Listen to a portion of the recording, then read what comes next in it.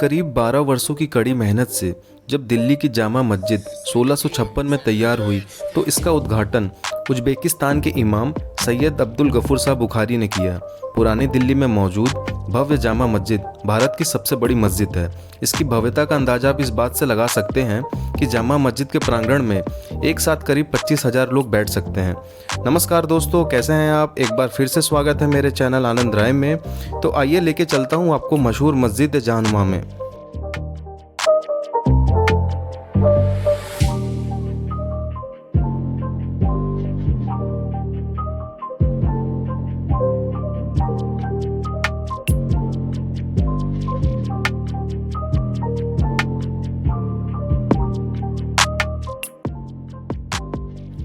दिल्ली की जामा मस्जिद मुगल स्थापत्य का बेहतरीन उदाहरण है। लाल किले से 500 मीटर की दूरी पर मौजूद ये मस्जिद अपनी भव्यता और खूबसूरती के लिए दुनिया भर में मशहूर है। इस मस्जिद को मुगल सम्राट शाहजहां ने बनवाया था। दिल्ली की जामा मस्जिद को बनाने में 12 साल लग गए थे। इसका निर्माण 1644 ईस्वी में शुरू हुआ था और यह 1656 ईस्वी में बनकर तैयार हुआ। इबादत के नज़रिए से दिल्ली की जामा मस्जिद दुनिया भर के मुसलमानों के लिए खास व महत्व रखती है। पर्यटन के नज़रिए से भी जामा मस्जिद दुनिया भर के सैलानियों को बेहद पसंद है।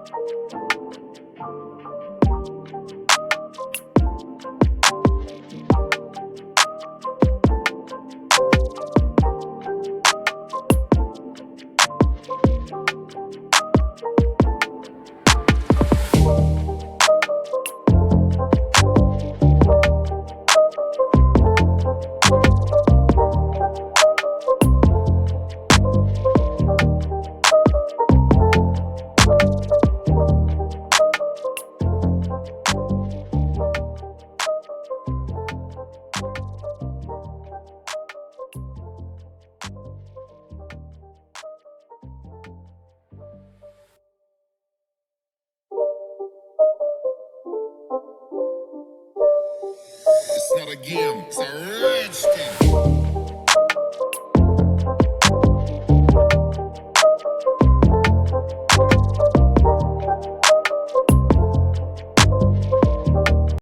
भारत आने वाले विदेशी सैलानी खासकर मुसलमानों की लिस्ट में दिल्ली का जामा मस्जिद जरूर होती है। भारत के भी अलग अलग इलाकों से आने वाले लोग इसकी भव्यता और खूबसूरती देखकर दंग रह जाते हैं। मुगल सम्राट शाहजहां की यह आखिरी खर्चीली वास्तुकला की बानगी थी। इससे पहले शाहजहां ताजमहल और दिल्ली का लाल किला बना चुके थे। यह मस्जिद देश के प्रमुख ऐतिहासिक स्थलों में भी शामिल है। यह कई ऐतिहासिक घटनाओं का साक्षी भी रही है। जामा मस्जिद का नाम अरबी भाषा के शब्द से रखा गया है। अरबी में जामा मस्जिद का मतलब फ्राइडे मॉस्क्यू होता है। हम सब जानते हैं कि शुक्रवार या जुम्मे की नमाज का इस्लाम में बेहद खास व महत्व है। ऐसे इस मस्जिद का वास्तविक नाम मस्जिद जहानुमा है। इसका अर्थ है मस्जिद जो पूरी दुनिया का नज़रिया।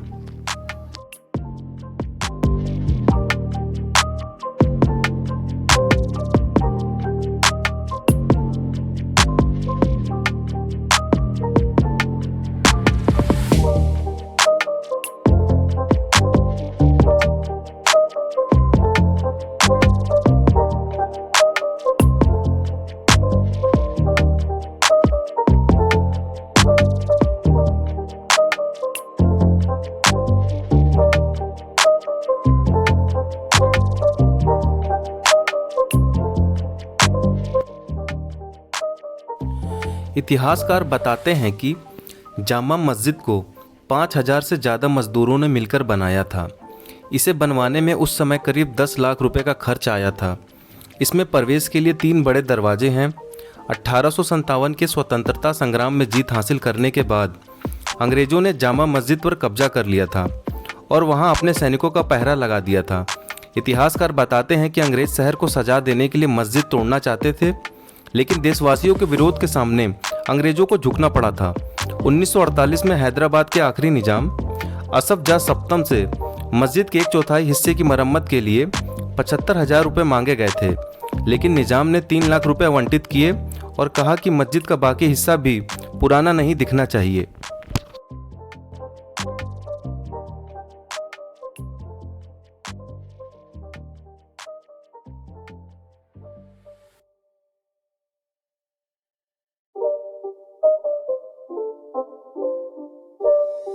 It's not a game, it's a rich thing.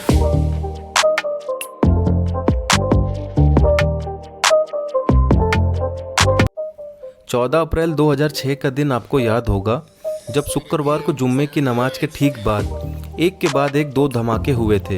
हालांकि धमाके कैसे हुए इसका पता नहीं चल पाया था। इसमें 9 लोग घायल हुए थे। फिर नवंबर 2011 में दिल्ली पुलिस ने 6 लोगों को गिरफ्तार किया था जो इंडियन मुजाहिदीन से ताल्लुक़ रखते थे। धमाके में इनका हाथ बताया गया था।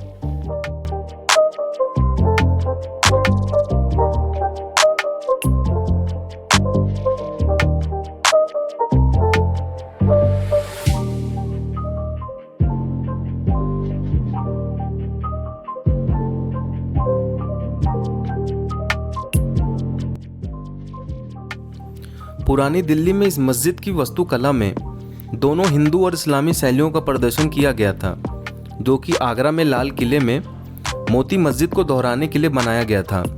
पौराणिक कथा यह भी कहती है कि मस्जिद की दीवारें एक निश्चित कोण पर झुकी हुई थी ताकि अगर भूकंप आए तो दीवारें बाहर की ओर गिरेंगी।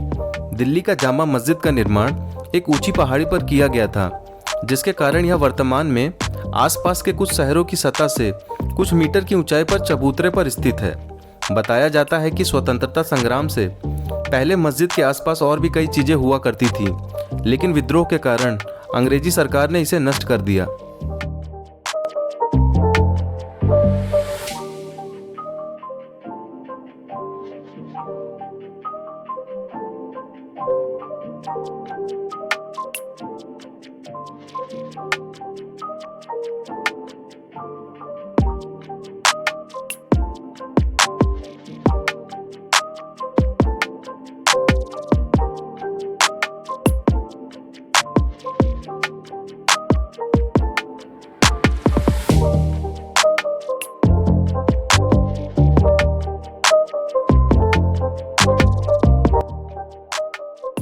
इस्लाम धर्म के सबसे महत्वपूर्ण मस्जिद माने जाने वाले जामा मस्जिद की भव्यता तब और भी बढ़ जाती है जब इसे इस्लामी त्योहारों अथवा पर्व के अवसर पर सजाया जाता है।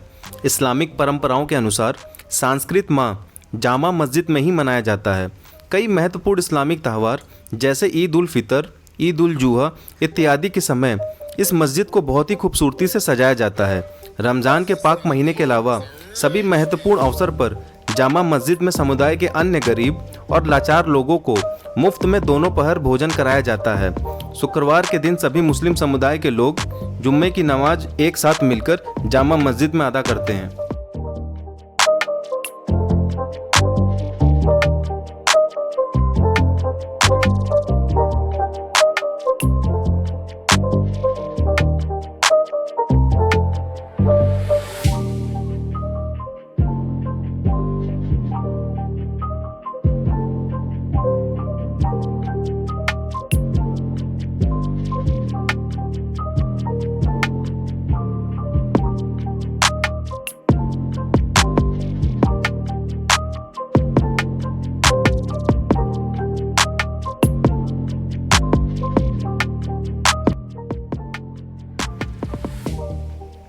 आइए दोस्तों, मेरे साथ मैं आपको मीनार से इस खूबसूरत जामा मस्जिद का दृश्य दिखाने की कोशिश करता हूं और इसके आसपास इलाके ऊंचाई से कैसे दिखते हैं, ये सारी चीज़ें मैं आपको ऊपर से दिखाने की कोशिश करता हूं। दोस्तों, मस्जिद में 2 मीनारें हैं जिनकी ऊंचाई 40 मीटर है, लेकिन यदि यात्री यहाँ फ़ोटोग्राफी करते हैं तो उन्हें पहले से ही इसकी आज्ञा लेनी पड़ती है।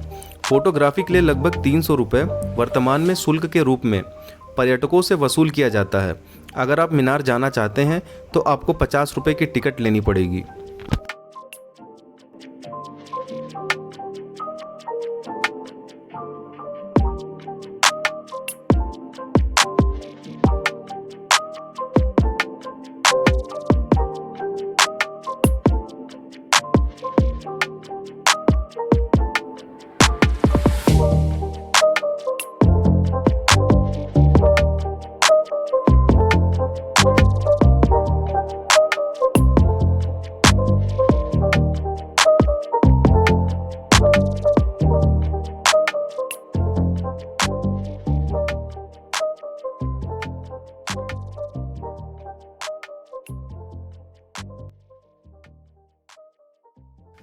इस्लाम में ऐसी मान्यता है कि एक साथ अल्लाह की इबादत करने से सारे पाप नष्ट होते हैं और उन्हें जन्नत की प्राप्ति होती है। ऐसी मान्यता है कि जो भी मुसलमान सच्चे दिल से जामा मस्जिद में आकर सजदा करता है उसकी मनोकामना जरूर पूरी होती है। त्योहारों के समय जामा मस्जिद की अच्छे से साफ सफाई करके उसे सजावटी चीज़ों से सजाया जाता है। इस्लामिक पर्व के अवसर पर जामा मस्जिद पर जैसे 4 चांद लग जाते हैं। जो लोग दिल्ली के जामा मस्जिद के आसपास के स्थानों पर निवास करते हैं वह अपने आप को बहुत खुशनसीब मानते हैं, क्योंकि ऐसी पाक मस्जिद के दर्शन उन्हें इतनी सरलता से हो जाती है।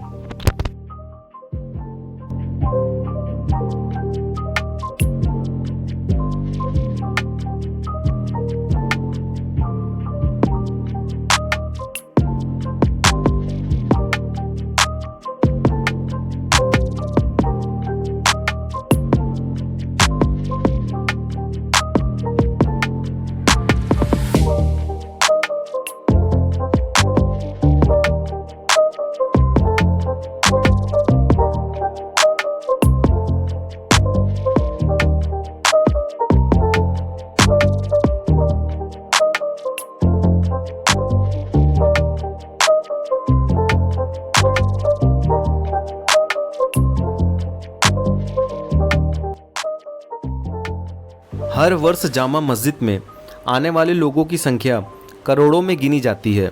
मूल भारतीयों के अलावा जामा मस्जिद बाहरी विभिन्न इस्लामिक देशों से लोगों को अपनी तरफ आकर्षित करता है। जामा मस्जिद एक धार्मिक स्थल होने के कारण ही दिल्ली का एक महत्वपूर्ण पर्यटन स्थल भी माना जा सकता है, क्योंकि यहाँ हर रोज़ हजारों लोग आते हैं। जामा मस्जिद तक पहुँचने के लिए कई सरल मार्ग उपलब्ध हैं, जिनसे पर्यटक बेहद आसानी से वहां तक पहुंच सकता है। नई दिल्ली जो कि देश की राजधानी है, इसलिए यहां मेट्रो स्टेशन की बेहद अच्छी सुविधाएं हैं। नई दिल्ली रेलवे स्टेशन से दिल्ली मेट्रो स्टेशन बहुत कम दूरी पर एक दूसरे से जुड़ती हैं। दिल्ली का जामा मस्जिद रेलवे स्टेशन, जो कि जामा मस्जिद से सबसे नज़दीक का रेलवे स्टेशन है, इसकी सहायता से पर्यटक आसानी से यहाँ तक पहुँच सकता है। क्योंकि जामा मस्जिद में देश विदेश से पर्यटक आते हैं, इसलिए उनकी सहूलियत के लिए तमाम प्रकार की पर्यटन सुविधाएं दिल्ली में हर समय चलाई जाती हैं। दिल्ली के जामा मस्जिद में जाने के लिए श्रद्धालुओं से एक भी रुपये नहीं लिया जाता। जामा मस्जिद में आने वाले सभी लोगों के लिए यहाँ का द्वार हमेशा खुला रहता है। देश विदेश के सभी पर्यटकों के लिए यहाँ निःशुल्क प्रवेश की सुविधा है।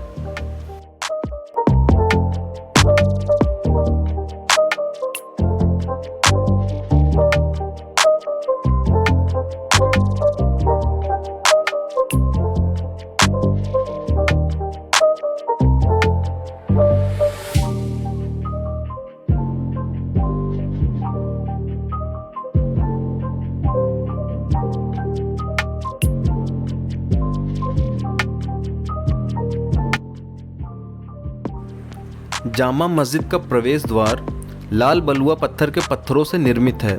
मस्जिद के सबसे महत्वपूर्ण प्रवेश द्वारों में पूर्वी द्वार आता है, जिसकी ऊंचाई लगभग 3 मंजिला जितनी है। इस पूर्वी द्वार से केवल शाही लोग तथा उनके सहयोगी ही प्रवेश करते थे।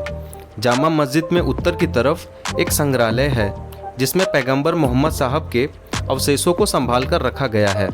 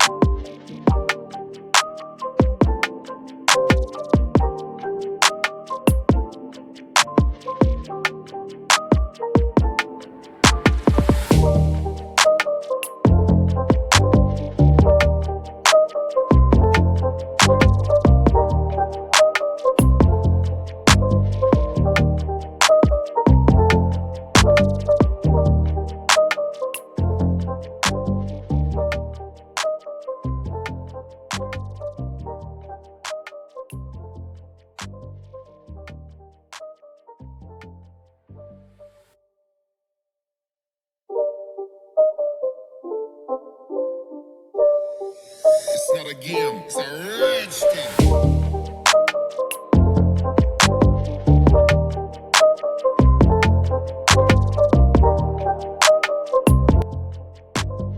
तो दोस्तों आज के वीडियो में बस इतना ही था। उम्मीद करता हूँ मेरा यह वीडियो आपको अच्छा लगा होगा। इस वीडियो को ज़्यादा से ज़्यादा शेयर और लाइक कीजिए और चैनल को सब्सक्राइब करना ना भूलें ताकि आप ऐतिहासिक चीज़ों के बारे में जान सकें और साथ ही वीडियो का आनंद ले सकें। मिलता हूँ आपको अगले वीडियो के साथ, तब तक के लिए धन्यवाद।